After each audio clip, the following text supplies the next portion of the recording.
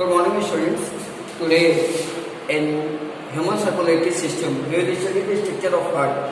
So, as you usual know कि heart का structure जो है कि थोड़ा सा कॉनिकल इन शेप होता है, which is present in the thoracic cavity. लेकिन यहाँ पे हमने हार्ट का स्ट्रक्चर थोड़ा सा आपको स्क्वायर में बना के दिया हुआ है, क्योंकि कुछ ऐसे पार्ट्स हैं इनके जो कि आपको डिस्क्राइब करना जरूरी होता है. इंटरनल पार्ट्स में अगर एक डायसेक्शन होगा, that is 3 dimensional shape heart का होता है. तो हमने कोशिश ये की है कि आपको ग्राफिकल व्यू से आपको बता सके कौन से ऑर्गन कहाँ प्रेजेंट है, उनका क्या स्पेसिफिक साइट्स होता है. ठीक है. So this is your heart. Okay. When we are talking about the heart, so what is the heart? It is a muscular pump. पीछे वाले क्लासेस में आपने समझा था कि that is a muscular pump and which pump out the blood, and with the help of the arteries and veins it carries towards the different parts of the body, even to the brain, towards the leg, towards the each and every part of your body. Now your body contains the 2 types of the blood, that is the oxygenated blood which contains the oxygen, and deoxygenated blood which contains the carbon dioxide. When we talk about the structure of the heart, so heart is enclosed in a membrane like structure which is known as pericardium. Heart एक membrane like structure में enclose होता है और उस structure को बोला जाता है pericardium. Okay. That is known as pericardium. Now that pericardium is made up of 3 layers. One is epicardium, another one is myocardium, and the third one is endocardium. 3 layers में pericardium की जो layer या enclose होती है surface, वो आपके बने होते हैं pericardium. That is the heart which is enclosed in a membrane like structure, pericardium.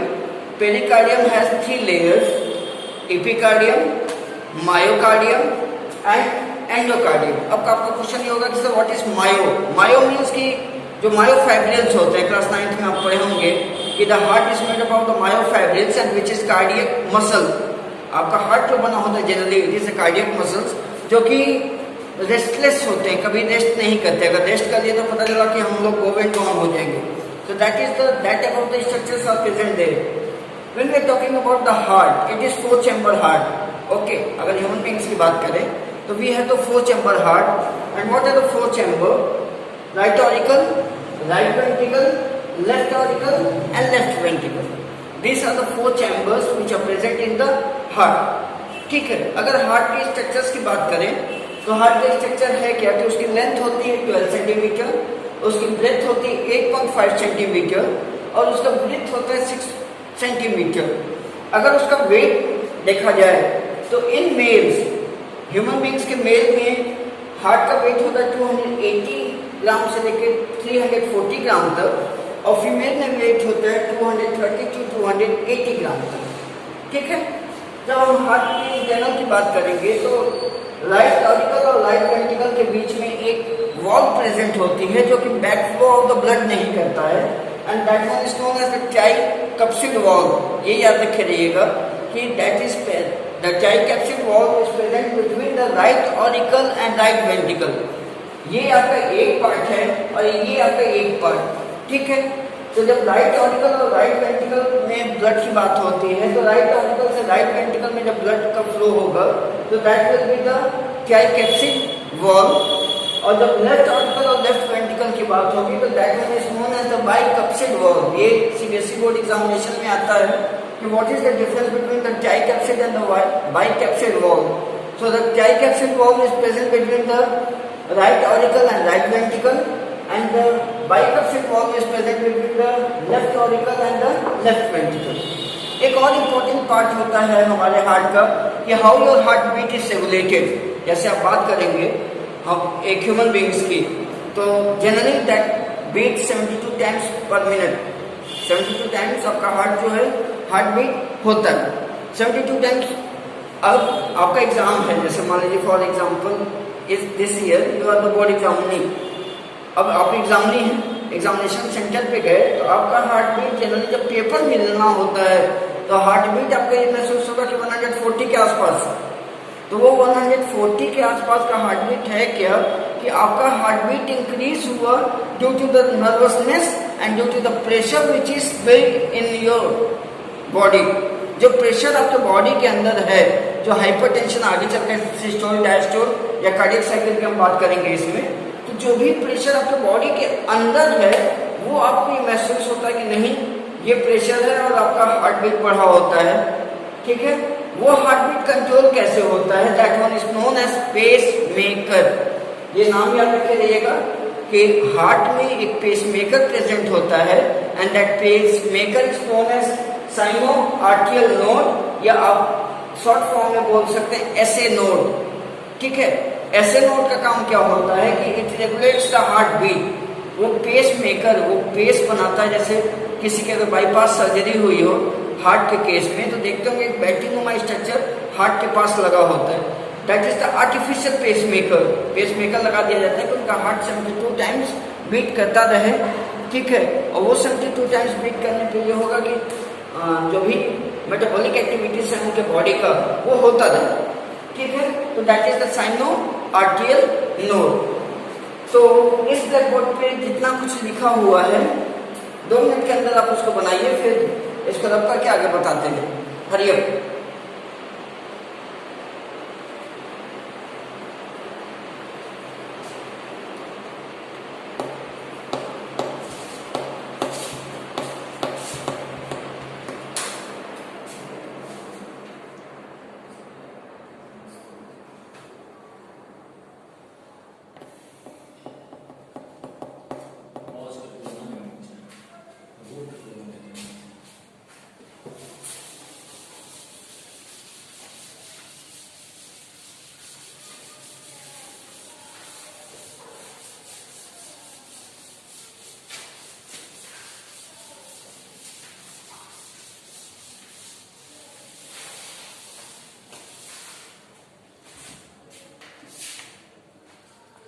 So right, heart is a muscular pump which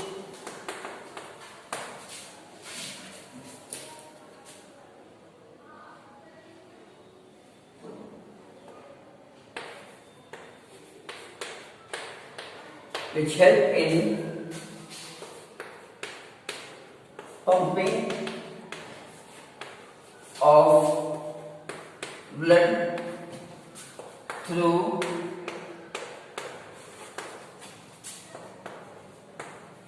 main artery aorta। ये ध्यान रखिएगा, main artery aorta and main vein vena cava. ये दो नाम याद रखे रहिएगा, आपके एनसीईआरटी में क्वेश्चंस आते हैं। मेन आर्टरी क्या होती है, सो दैट इज ऑरेटा, और मेन वेन क्या होता है, that is the vena cava. The heart is enclosed in membrane like structure called pericardium। Okay, pericardium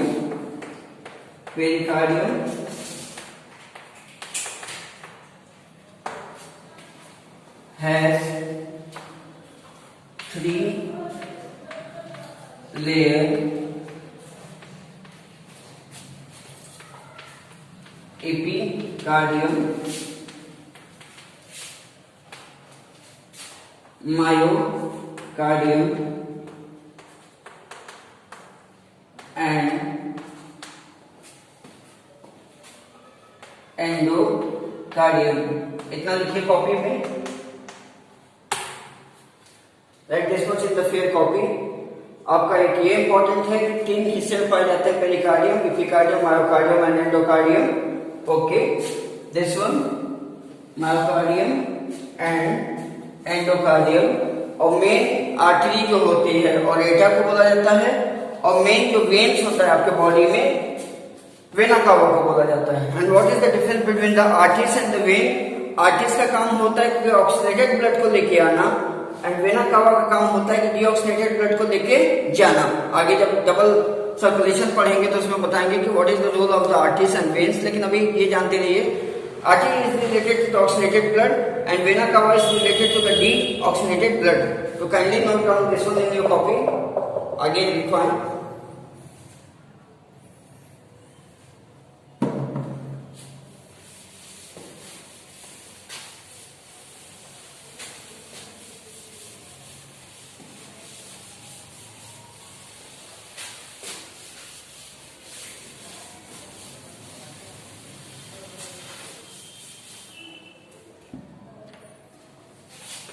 Next, tricuspid valve. It is present between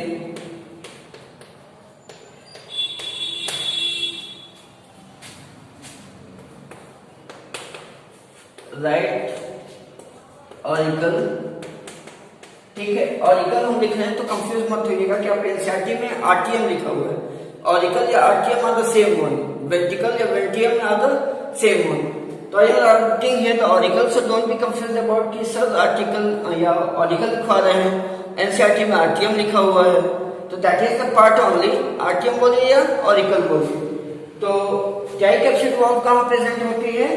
right auricle and right ventricle के बीच में। Okay, and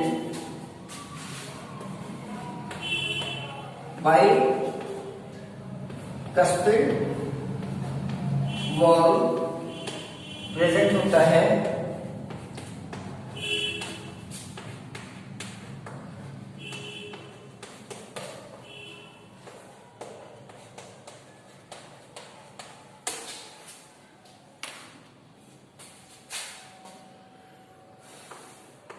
left auricle and left ventricle। ठीक है, next एक point और लिख लीजिए, sino atrial node.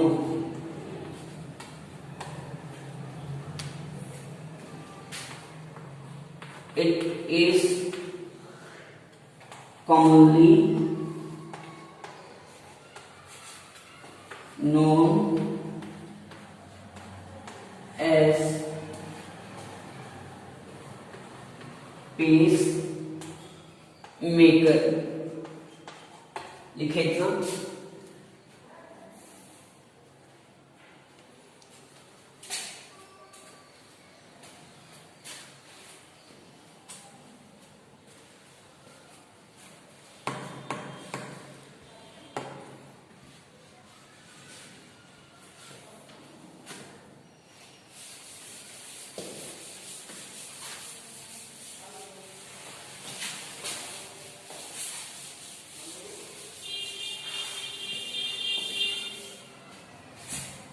Next लिखिए, last topic, cardiac cycle. Okay, the heart is made up of cardiac muscle which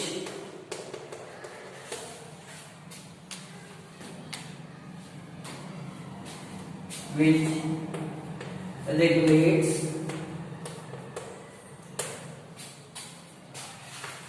heart beat। The complication of one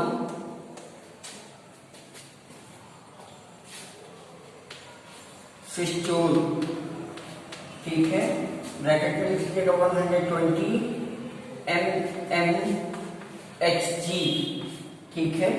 the completion of one systole 120 mmHg and one diastole, bracket में लिखिएगा 80 mmHg. The computation of one systole and one diastole is called cardiac cycle, ठीक है। अगर एक computation होता है एक systole का और एक डायस्टोल का, तो वो क्या कहलाएगा? That one is known as the cardiac cycle. और हम जब उसकी रीडिंग करते हैं, and what is this one, diastole या सिस्टोल, हम बीपी नापते हैं, जब ब्लड प्रेशर जब नापते हैं, तो डॉक्टर्स जनरली करते क्या है कि आपको इस तरह से डाटा लिख के देते हैं, ऑब्लिक 80 mmHg। तो ये ऊपर वाला 120 सिस्टोल होता है और नीचे वाला डायस्टोल होगा। हमेशा ये याद रख लीजिएगा कि ऊपर वाला जो होगा वो सिस्टोल होगा, दैट इज द 120, और 80 जो होगा 80 mmHg, that will be the diastole.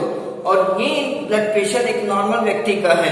एक नॉर्मल व्यक्ति का मतलब कि उसको कोई हाइपरटेंशन या हाइपोटेंशन की प्रॉब्लम नहीं है, तो उसकी बीपी हमेशा 120/80 डिग्री होगा। तो 120 को आप सिस्टोल बोलते हैं और 80 को डायस्टोल बोलते हैं।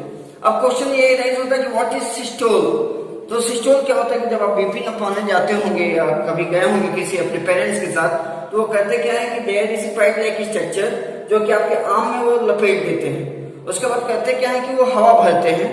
जब हवा भरते हैं तो एक एक्सेसिव प्रेशर तक जब वो पहुंचता है, वो प्रेशर आपका 120 होना चाहिए। जब वो 120 प्रेशर तक होता है तो आपके आर्टरीज में ब्लड आना बंद हो जाता है। जब आर्टरीज में जिस रेट पे ब्लड आना बंद हो गया, that one is known as systole. अभी खैर वो उतना डीप में नहीं जाना है, लेकिन आप जानते रहिए कि अगर सिस्टोल और डायस्टोल लिख रहे हैं तो होता क्या है।